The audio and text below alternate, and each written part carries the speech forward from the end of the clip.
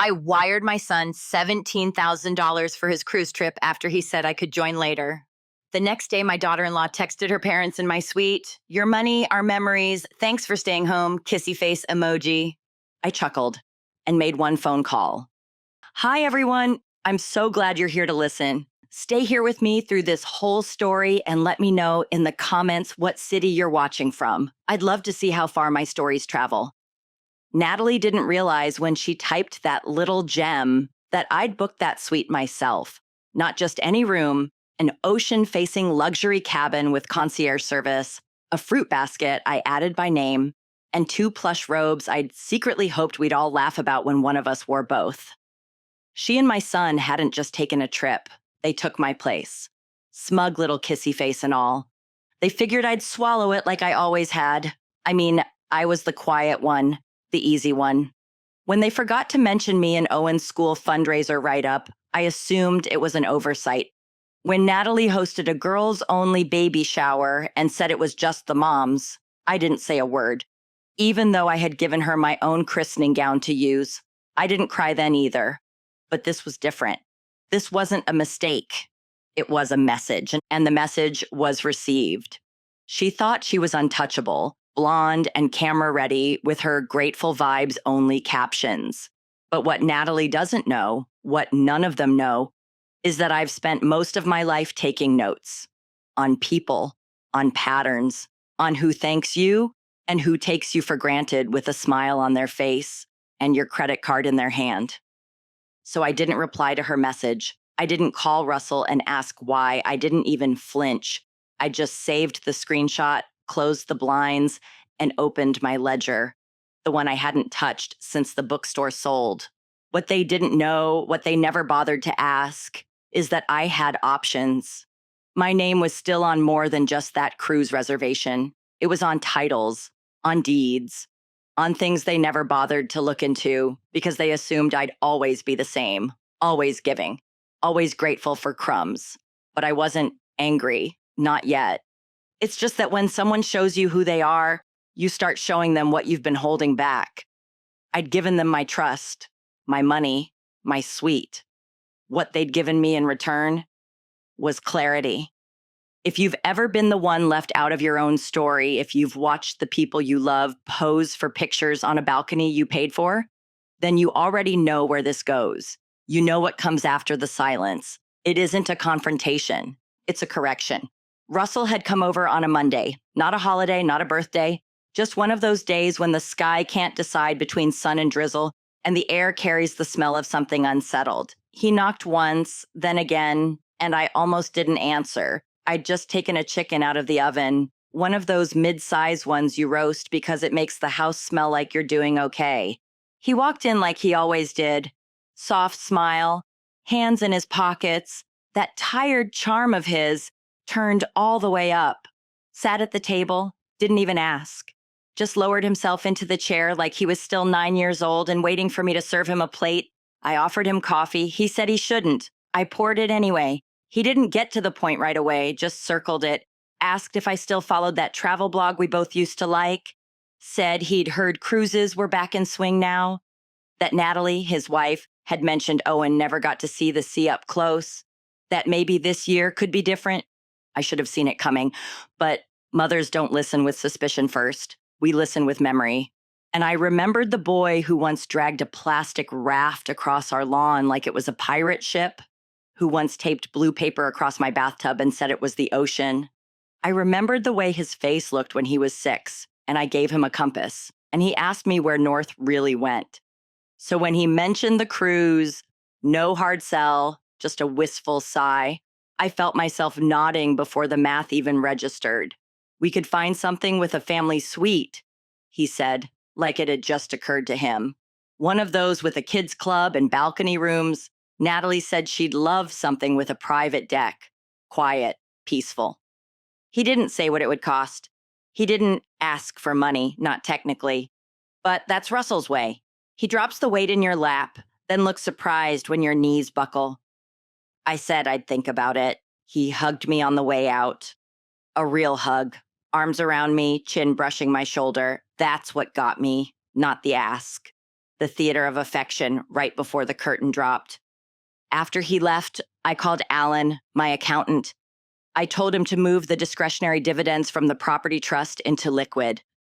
I said I had a family expense coming up. He asked if I wanted to flag it for tax planning. I told him not yet. That's all it was, a short call. But I made it, and that mattered, because part of me already knew.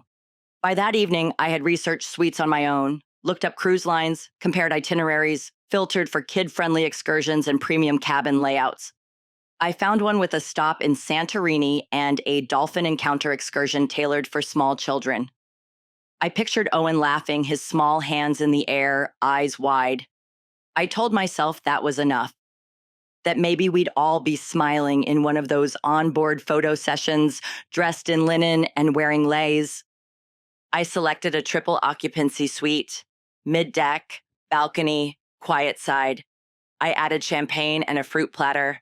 It felt indulgent, but I liked imagining Natalie finally letting her guard down, maybe even sitting beside me for once instead of across the table with her arms folded. I didn't tell anyone I booked it, not at first. I sent Russell a message a few days later. All set. Boarding info coming your way. I'm happy to do this. Let's make some memories. He didn't reply right away.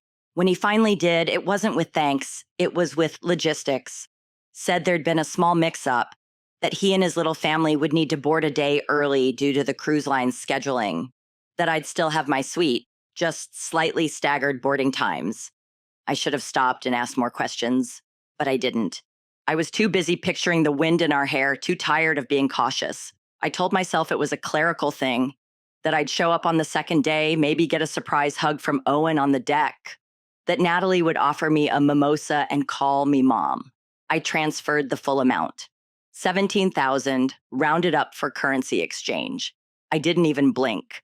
That night, I roasted the other half of the chicken and sat in the quiet, chewing slowly, watching the sun drop behind the apartment complex across the street. I imagined the cruise ship already floating out there somewhere, rooms being made up, decks scrubbed, paper umbrellas sorted by color. My suite was probably getting prepped too, clean towels, pillows fluffed, a name tag being printed for the welcome basket. I just didn't know yet that it wouldn't be my name they'd attach to it. The official email from the cruise line came 2 days after I transferred the money. The reservation was under Russell's name, but the confirmation copy had my email attached. The subject line read, "Final cabin assignments plus staggered itinerary update." That's when I learned I'd be joining them later. According to the message, due to unexpected cruise line adjustments, Russell's family would board in Barcelona 2 days early, and I would be added at the second port in Marseille. My suite was still reserved, they said. Same deck, same view, just a slight shift in boarding for efficiency. I reread it twice, trying to spot the lie, but it was polished, clean, the kind of manipulation that hides behind policies and polite disclaimers. Russell followed up with a voice message. He said it fast, casual, like it wasn't a big deal. "It's just a little hiccup with the booking system," he said. Apparently, they needed to reshuffle the cabins to accommodate some scheduling thing, but you'll still get your suite. It's all good, Mom. You'll join us on day 3 and we'll already be settled in. Settled in. The phrase rubbed at me like sand under a collar, but I nodded to no one, closed the app, and told myself not to be dramatic. The trip was booked. The money was spent. It was too late to get offended. Too late to question why Natalie hadn't said a word. Why my name wasn't on the primary guest list. Why everything about this felt choreographed. I told myself it would be fine.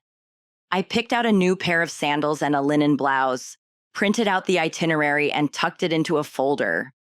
I imagined meeting them on the deck, arms open, Owen rushing toward me, Russell grinning sheepishly. I imagined Natalie handing me a drink with a look that said, "Maybe I misjudged you." I wanted that picture. Just one. 2 days later, I was standing at the sink peeling oranges when my phone pinged. A message from Natalie, not to me, a group text. I was just a forward. It was a photo, her legs stretched out on a lounge chair, drink in hand.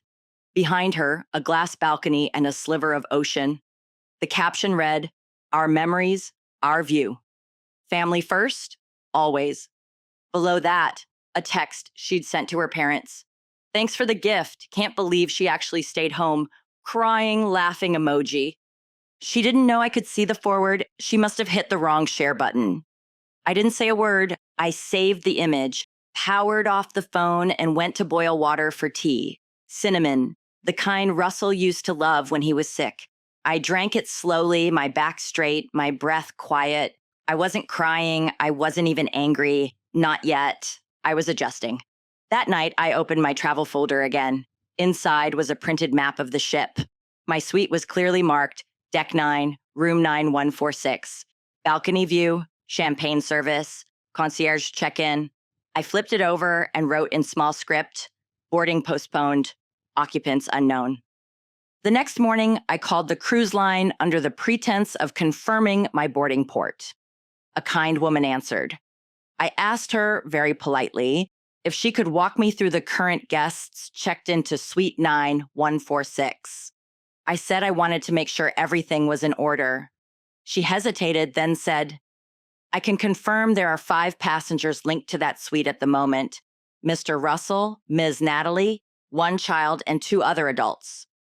"Do you have names?" I asked. "I'm sorry, ma'am," she said. "I'm not authorized to disclose full details without permission from the primary booking party." I thanked her anyway, and that was enough. 5 people, my suite. She didn't say my name because I wasn't on the list. I didn't sleep much that night, not because of heartbreak or even betrayal, though there was plenty of both, but because of logistics, practical things, legal things, what was in my name, what wasn't, who had access to what, where my accounts were connected. That was the part they never understood. Natalie saw me as someone quaint, safe, old. She thought I was just a warm body with an open wallet and no questions, a soft woman with a bookshelf and a checkbook. But she never asked how those books got there in the first place. The next morning, I opened the message again, the one she had forwarded to her parents by mistake. The text was still there, smug and careless. "Your money, our memories. Thanks for staying home. Kissy face emoji." The emoji made it worse, not the words. The emoji. It was the kind of thing you send after an inside joke, a wink between co-conspirators. I could practically hear her laugh, her blonde ponytail bobbing as she lifted a second mimosa from my drink package. I set my phone down and walked to the hallway closet, pulled out the old binder labeled Estate and Assets. It had been collecting dust since I sold the bookstore. Inside were folders, property holdings, beneficiary designations, old partnership agreements. Some were years out of date, others were still active. I made a short list, then I picked up the phone. Not to call Russell, and certainly not Natalie. I called Alan again, my accountant, and asked a simple question. "Can you send me the updated ownership docs on the Hightower duplex? And check if Langley's lease is still active under joint title." He paused. "Joint with Russell, you mean?" "Yes," I said, "that's the one." "All right, want me to mark it urgent?" I said no. I said quiet. That's the word I used. He understood. After the call, I made a cup of tea, then sat down at my kitchen table and opened my journal. Not the one I used for family birthdays or grocery lists. The other one, the private one. On a fresh page, I wrote, "They used my name to get the door open and then locked it behind me. I didn't cry, I didn't tremble, I didn't scream. I just wrote." Then I clipped the cruise photo, the one of Natalie's feet and ocean view, and taped it to the inside cover of the journal, not out of sentiment, out of documentation, because I knew where this was going now. And it wasn't back to normal.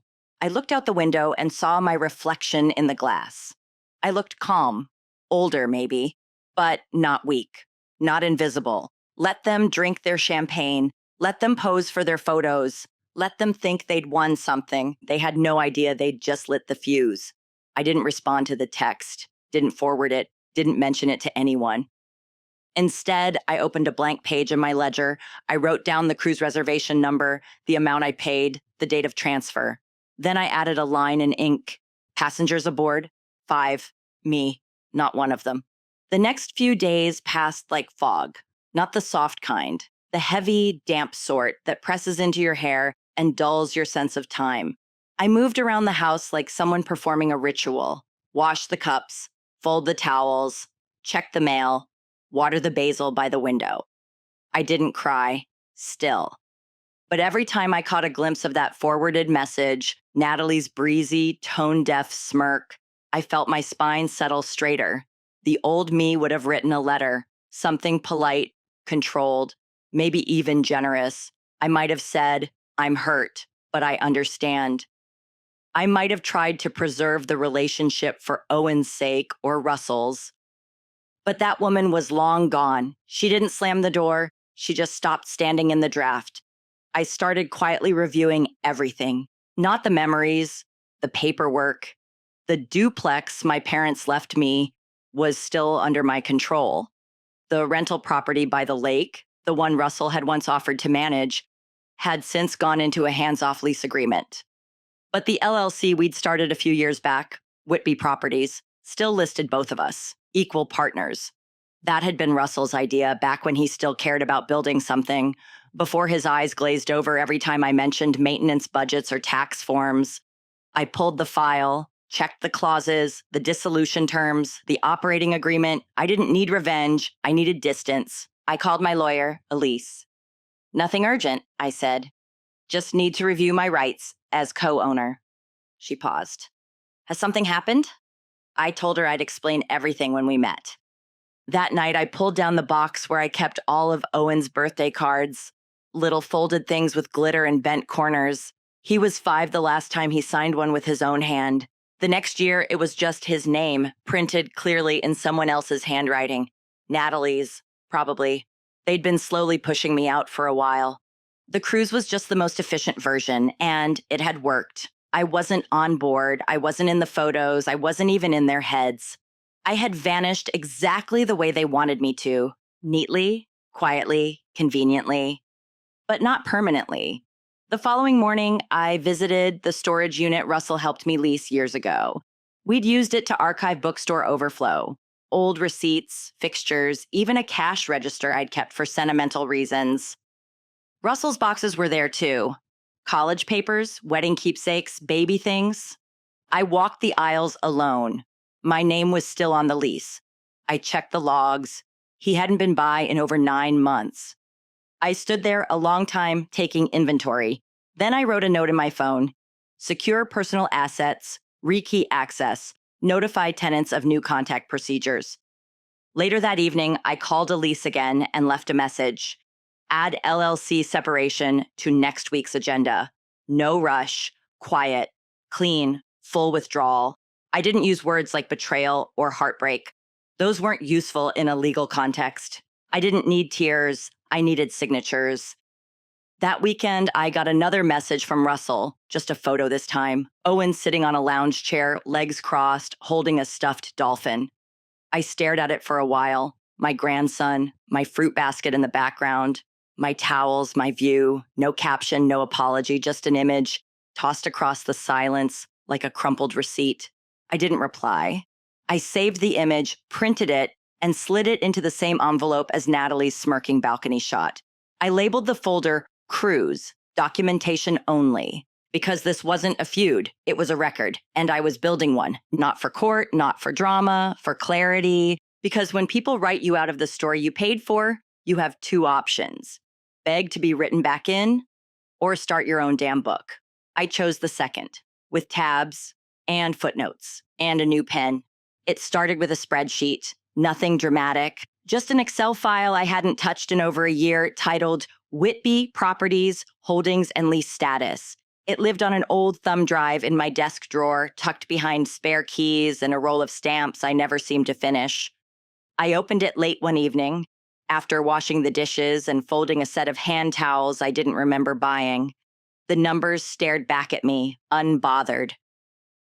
4 properties, 3 active tenants, 2 long-term commercial leases, all stable, all fully paid up, and all still partially in Russell's name. I stared at the cell next to his 50% administrative share. He hadn't lifted a finger on those properties in over 2 years, not since the market turned and he got bored. said he wanted to focus on family ventures with Natalie. I took over the bookkeeping without complaint, managed the leases, paid the property taxes, covered maintenance when the roof at the Lakehurst building started leaking. I never asked for reimbursement, I just did it. But now I saw it for what it was, not generosity, complicity. I printed the documents and highlighted the names in yellow. Mine, his. I clipped the stack together and wrote a single note on top. Review with Elise. Separation process. The next day, I called Elise. She was already expecting me. We met in a quiet cafe near her office, the kind that still used real sugar cubes and gave you your tea in mismatched china. I brought a legal pad, a pen, and nothing else. She let me speak for a while, didn't interrupt.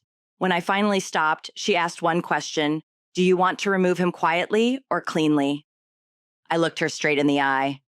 Both. It would take some time. The LLC had to be restructured. Filings submitted, notices sent, but it was all straightforward. No courtroom, no confrontation, just paperwork. Russell didn't need to sign anything. He didn't even have to know, yet.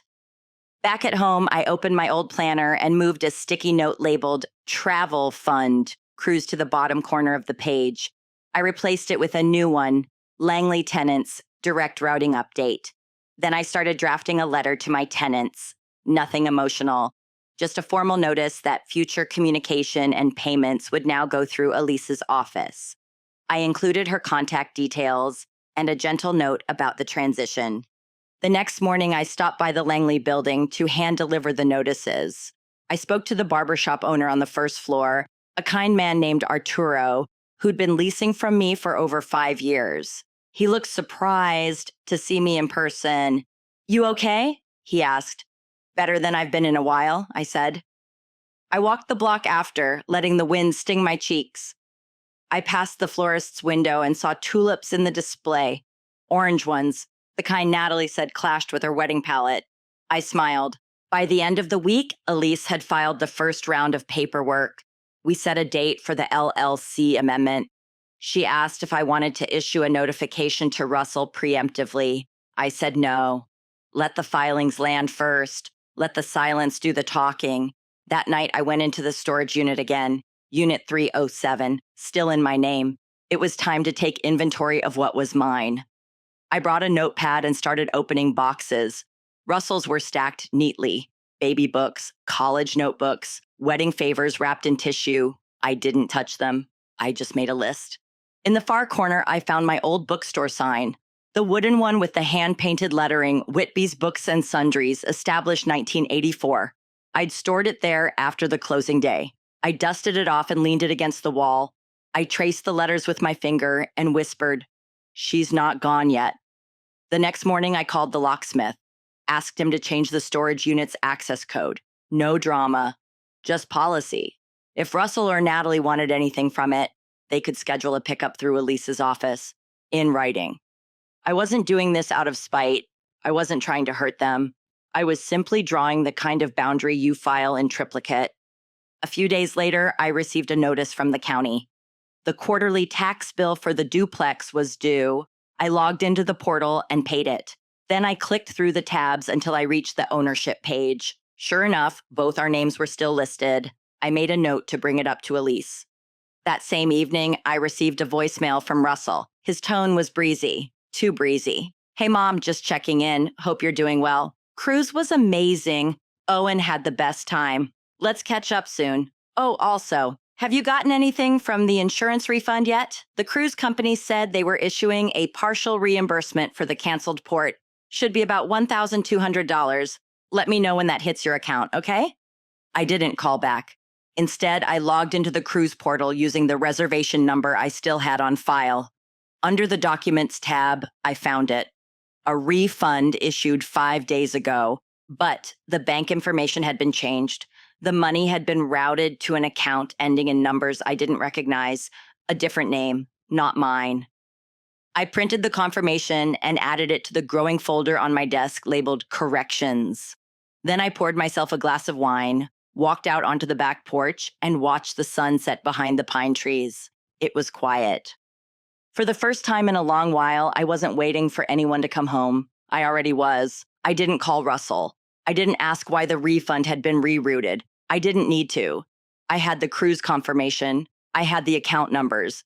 I had the timestamp on the transfer and the system note that showed who had changed the bank details, his initials, his email, logged into the portal using the same access I'd given him weeks before when I was still planning to meet them on the ship and bring a scrapbook for Owen. He must have assumed I'd never check. Or worse, he assumed I'd check and stay quiet anyway.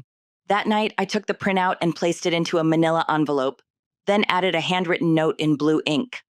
Unauthorized payment reroute, account not recognized, add to file. The next morning, I mailed it to Elise. No fanfare, no email, no text, just a postmark and a paper trail. Later that afternoon, I logged into the business bank account tied to Whitby Properties, the one I'd left untouched since our last joint deposit. I changed the password, updated the phone number, removed Russell's access with 3 clicks and a 2-factor code, not because I believed he would drain it, but because I no longer believed he wouldn't. That was the shift. Quiet, irreversible, like a latch falling into place. From that moment on, I stopped assuming his intentions were good. I stopped translating his silence as oversight. I stopped filling in the blank spaces with hope.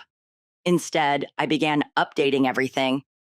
I requested new checks under my name only, informed the bank of the account access change, filed internal memos with the LLC indicating sole financial authority. It took an afternoon, less than that. Years of shared effort dismantled in under 3 hours. That evening, I sat at the same kitchen table where I had once written checks for Russell's first business license, the same table where I'd planned Owen's 4th birthday party, the same table where Russell had once rested his tired head after college finals, trusting me to keep the world turning while he slept. I lit a single candle, ate dinner slowly, no music, no television, just the sound of a woman adjusting the locks. A few days later, I got a second message. Another voicemail. His voice was clipped this time, tight, the kind of tone he used when he was trying not to sound worried.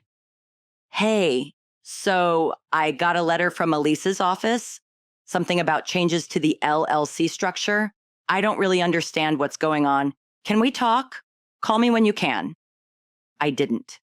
3 days after that, another message came in, an email, this one longer, rambling, part charm, part pressure. He said, Natalie thought I might be going through something, that they were both worried about me, that they were open to a dialogue if I needed space to express what I was processing. He mentioned Owen too, said he missed me, said it like a bargaining chip. I printed the email and filed it in the folder marked Langley, Transition Files. I added a note at the top. They still think I need permission to be angry. That afternoon, Elise called with an update. The paperwork was nearly done. The LLC amendment would be finalized by next week. Russell would be removed as co-owner. All bank account access had been formally transferred. The lease notifications were received. The storage unit had been rekeyed. She had also drafted a formal misuse of funds notice, not an accusation, just documentation. Do you want to send him a letter? She asked. No, I said. Let the silence do it. That evening, I drove to the storage facility. I hadn't been since the locks were changed. The hallway was cold. The air smelled faintly of cardboard and pine. Inside Unit 307, everything looked untouched. Rows of boxes, memories, misplaced loyalty. I opened the bin labeled Shop Records, Final Year.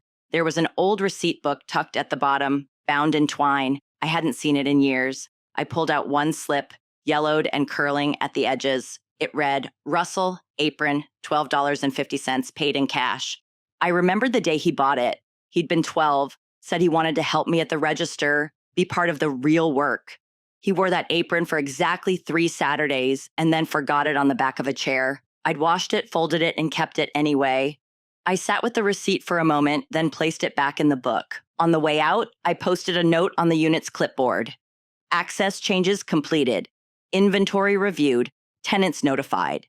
If Russell or Natalie require anything, they may schedule a retrieval through Elise's office. written request only, no confrontation, no contact, just structure. By week's end, it was done. The business was mine again, legally, fully, irreversibly. Russell's name no longer appeared on any of my holdings. No more shared accounts, no more co-signed leases, no more monthly transfers just in case. Everything had been quietly rerouted, and the best part, they didn't even notice until it was too late to stop. The first ripple came on a Tuesday morning. Voicemail, Russell again. But this time, the edge in his voice had shifted. Less casual, less cheerful. There was something frayed in the pauses between his sentences. Hey, Mom, I just got a letter from Elise's office. It says my name's being removed from Whitby Properties. I don't really understand. I thought we agreed that was a shared structure. Did something happen? Can you call me back? I didn't. I stood in my kitchen, pouring water into the kettle, listening to the message play out through the speaker. He paused, waiting for a response that wouldn't come, then cleared his throat and ended with, "Just call me, okay, please?" I wrote nothing down. No note, no folder. Not everything needed documenting. 3 days later, a second voicemail arrived. This one shorter, tighter. "I talked to someone who knows real estate law," he said. "They told me it looks like you're dissolving my name from the LLC entirely. Why now? What's going on? After everything we've been through, why are you doing this like I'm some stranger?" That last line clanged hard against the silence. Some stranger, I almost laughed. There were more messages, an email, a text, another email, longer, more careful. The tone had shifted again. This time, he was reaching for warmth. He brought up memories of the bookstore. Said Owen missed me, said Natalie was worried about my health. He wrote the phrase, "open to talking" 3 different times. But it was the final line that stayed with me. "Let us know when you're ready to reconnect. Let us know," as if I were the one who needed inviting back. I printed it and wrote, in thick pen at the top of the page, "They still think this is mine to fix." That afternoon, Elise called. The amendment was finalized. The business was mine, clean and complete. Russell was no longer listed as a partner, stakeholder, or co-signer on anything. Elise also noted the refund reroute on file. She'd issued a formal misuse notice, not litigious, just logged. "There's nothing left to do unless he contests," she said. "He won't," I replied. "He's not built for confrontation, just control." That night, I drove back to the storage unit. The rekeying had been finalized the week before. I hadn't set foot inside since. The corridor was dim and humming with fluorescent lights. I entered the code, turned the latch, and pulled up the roll door. Cool air and cardboard. Familiar scent. I walked slowly past the stacks. One box read Russell College, another baby shower keepsakes, another Mom shop records. I stopped in front of that one, pulled the lid off. Inside were receipts, old display cards, a dusty photo of me and Russell during our opening week. He was holding a balloon. I was wearing the same sweater I still keep folded in my bottom drawer. I added one thing to the box, a printed copy of the LLC transfer. Then I closed it again. Before I left, I posted one last notice on the inside wall, unit rekeyed, access via written request only. Items available for pickup upon scheduling, no exceptions. On the drive home, I didn't cry. I didn't curse. I just turned off the radio and let the silence settle in like a coat I'd stopped taking off. The next morning, I received one final email. Short, no formatting, no pleasantries. It read, "Did you really take me off everything?" I stared at it for a long time. Then I clicked archive. No response. Because the truth was, I hadn't taken him off everything. He did that himself, bit by bit, day by day. With every choice that told me I was a tool, not a person.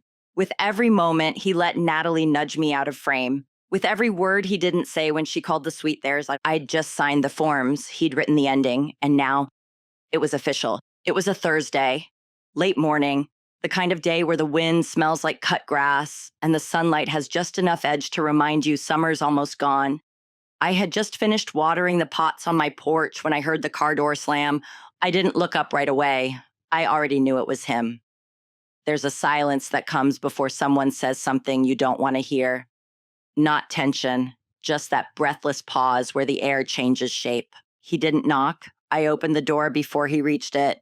"Can we talk?" he asked. I didn't move from the threshold. "We can talk on the porch." He hesitated, looked past me, eyes flicking toward the armchair in the living room, the lamp, the small side table where I used to leave his favorite cookies after school, all still there. But I didn't invite him in. He followed me outside. We sat. 2 chairs, a small iron table between us, the space between our knees wider than the gap warranted. For a while, he didn't say anything. Then, "Why'd you do it?" I said nothing. "I mean, I get it maybe, but you didn't say anything. You didn't call. I had to find out through legal paperwork that I was cut out of everything." He ran a hand through his hair. He looked tired, but not unwell, just worn, like someone who'd run out of ways to explain himself. "I thought we had an understanding," he said, "about Whitby, about the properties, about everything."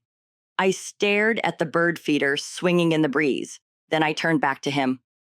"You want the truth?" I asked. He nodded, so I gave it to him. I told him I knew about the refund, that I saw the cruise portal and the changed banking info, that the money never hit my account because he had quietly diverted it. I told him I saw the photos, Natalie, her parents, Owen, all smiling from the suite I booked, the suite I was supposed to be in. I told him about the group text, the kissy face emoji, the comment that mocked me for staying home when staying home wasn't my idea. His eyes dropped. He didn't interrupt. I kept going. I told him about how the towel in that photo was part of the premium package I added, how the champagne was from the welcome basket I'd selected, how the view behind Natalie's smug smile was the exact angle I'd picked for myself. I didn't raise my voice. I didn't cry. I simply described what it feels like to be erased with a smile. When I finished, he was quiet for a long time. Then he said, "It was easier this way. Natalie thought it would be too much to manage everyone's expectations. She said it would shift the energy if you came." He actually said that, shift the energy, like I was a broken lamp or a loud ringtone, he went on. Said it wasn't personal, that they hadn't meant to exclude me, that they just didn't know how to include me without it getting complicated. I let him talk, let him twist himself into justifications. Then I spoke. "I'm not mad anymore," I said, "because I see it clearly now. You didn't just forget me. You replaced me. You used what I gave and gave my place to someone else, and you thought I'd say nothing." He looked down at his hands, rubbed his thumb against his palm the way he used to when he lied as a child. "I didn't think you'd go through with it," he whispered. "You've always forgiven me." I nodded. That's true until now. We sat in silence. The wind tugged at the hem of the tablecloth. He said, "Owen misses you. I miss him too." He didn't ask what came next, didn't ask to be added back. Maybe for once, he understood that some things don't rewind. They just stop. Before he left, he stood and said, "I didn't mean to hurt you." I looked at him, really looked at him. "I know," I said, "but you did anyway." He didn't argue. He just walked back to his car. I stayed seated, watched him drive off.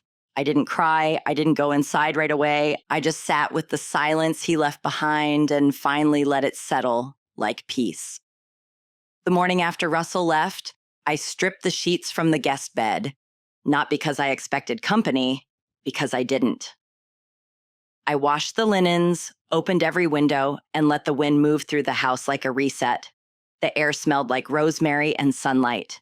For the first time in months, I didn't check my phone, didn't scan for apologies or half-hearted explanations. There was nothing left to wait for. I had already chosen myself. The silence wasn't heavy anymore. It was clean, like a space finally cleared of furniture that never fit. I began sorting through the closets, not with grief, but with curiosity. What still belonged? What had I been keeping just in case someone needed it? Just in case Natalie softened or Owen remembered, or Russell came home for dinner and asked for a blanket from his childhood. I folded those blankets. I boxed up the toys. I saved what mattered and donated the rest. I was done holding space for people who wouldn't show up. A few days later, I walked down to the community center on the south side of town. I'd driven past it for years, always meaning to stop in. The building sat between a laundromat and a pharmacy, humble and square, with a crooked donations welcome sign in the window. I stepped inside, holding a box of gently used books. A tall woman with silver braids looked up from a table cluttered with pamphlets. She had a clipboard in one hand and a coffee in the other. Her voice was kind, but brisk. "You here to volunteer or donate?" I said, "Both." She nodded once. "Good, start over there." No fuss, no warm-up, just movement. I spent that afternoon organizing folders, sorting receipts, relabeling bins. There was a rhythm to it, quiet work, honest work. Women passed in and out, some with stories, some with eyes that looked like mine had a few weeks ago. Her name was Sharon, the woman with the braids. She didn't ask for my life story. She asked if I could return on Thursday. I said yes. That night, I opened a fresh notebook and wrote just one line. Not lonely, just unburdened. The following week, I found myself leading a small session on budgeting for retirement. The women in the room weren't strangers. They were mirrors, widowed, divorced, discarded. They nodded at things I didn't know anyone else had noticed. The small humiliations, the shrinking of self, the way silence becomes a habit. I didn't mention Russell, not by name, but I spoke about rebuilding, about what happens when you stop trying to be the soft landing for people who treat you like a trampoline. They listened, really listened. And when the session ended, one woman, June, lingered behind. She said she hadn't spoken in a group setting since her husband left 7 years earlier. But that day, she asked questions, real ones. I saw myself in her, not the pain, the pivot.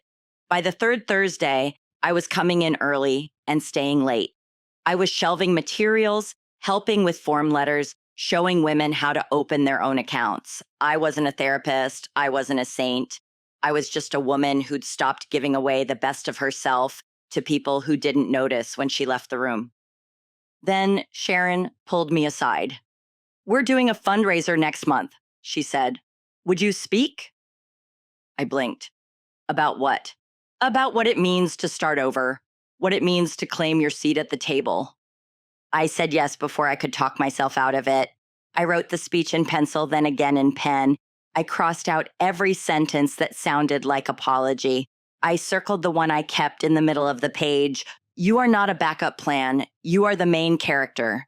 The night of the event, I wore a borrowed blazer and stood behind a podium in front of 40 folding chairs and a buffet of donated pastries. The women in that room had seen things, buried things, survived things. They looked at me like they already knew. So I spoke. I talked about rediscovery, about identity, about how much quieter life becomes when you're no longer chasing the approval of people who confuse access with affection. I said, sometimes the best thing you can do is stop knocking on doors that were never meant to open. The applause wasn't loud, but it was steady. It felt like understanding. After the event, I walked home with a container of leftover lemon bars and the kind of tired that comes from doing something that matters. The garden behind my house had begun to bloom again. I hadn't noticed. New shoots of lavender, a row of daffodils pushing through the soil. Even the ivy was greener than I remembered. I sat on the back step and watched the breeze ripple through the leaves. No one called, no one texted, and that was fine. I wasn't waiting anymore, not for an apology, not for permission, not even for Owen. That night, I pulled down my journal, not the legal folder, the real one. I wrote about the fundraiser, about Sharon, about June, about what it felt like to stand in a room and tell the truth without flinching. Then I wrote a sentence I didn't expect. I don't miss who I was. I miss that I waited so long to become this. By the time I put the pen down, it was nearly midnight. The porch light flickered once and held steady. The house was quiet, but not hollow. It felt like mine again. And I felt like mine again, too. The anniversary of the cruise came and went without a ripple. I didn't mark it on the calendar. I didn't light a candle or stare longingly at the sea. I watered the plants, paid the bills, and spent the afternoon helping Sharon restock the center's pantry shelves. We didn't speak about pain, just carried boxes and cracked jokes and worked until our backs ached in the good kind of way. That night, after tea and 2 chapters of a mystery novel I'd been meaning to finish, I found an envelope in the mailbox. No return address, pale blue, handwritten. Inside was a single photograph. Owen stood in front of a trifold science fair display. His hair was longer, wavier, still unruly. He had Russell's grin, crooked and uncertain, like he wasn't sure if he was allowed to be proud. On the back, in Natalie's handwriting, were 7 words. He asked if we could send this to Nana. Nothing else. No apology, no explanation, just that. I held the photo in both hands and sat down at the kitchen table. The same table where Russell once built his first volcano for school, where Owen sat with a juice box and peeled crayons, babbling while I helped glue paper together. My heart didn't race. My eyes didn't blur. There was no cinematic swell of forgiveness, just a soft ache, not the kind that reopens a wound, but the kind that tells you gently that something once mattered deeply and maybe still does. I didn't call them, didn't text, but I placed the photo on the corkboard beside my desk, just to the right of the community center's spring calendar, and a note from Sharon that read, in thick marker, "Thank you for showing up." That's what I had done after all. I had shown up for myself, for women who'd been told they were optional, who'd been edited out of family portraits and made to feel like footnotes in their own stories. I had built a new room, a new rhythm, a new kind of peace. I wasn't waiting for Natalie to mean it. I wasn't hoping Russell would change, but I let that photo sit there anyway, because Owen had remembered me, and that was enough. Later that week, I walked to the bookstore downtown, the one run by the newlyweds with the mismatched chairs and always too loud music. I browsed the aisles slowly, no destination in mind. In the corner, I found a journal, hardcover, lined pages, a deep shade of green. On the inside cover, someone had stamped a quote in gold, "You don't owe them your silence." I bought it without thinking. That night, I opened to the first page and wrote one sentence. I was never the one who disappeared, and I smiled, because for the first time in a long while, I believed it. Now I'm curious about you. What would you have done in my place? Have you ever gone through something like this? Let me know in the comments. And while you're here, I've left 2 of my other stories on screen. I promise they'll surprise you. Thanks for watching all the way to the end.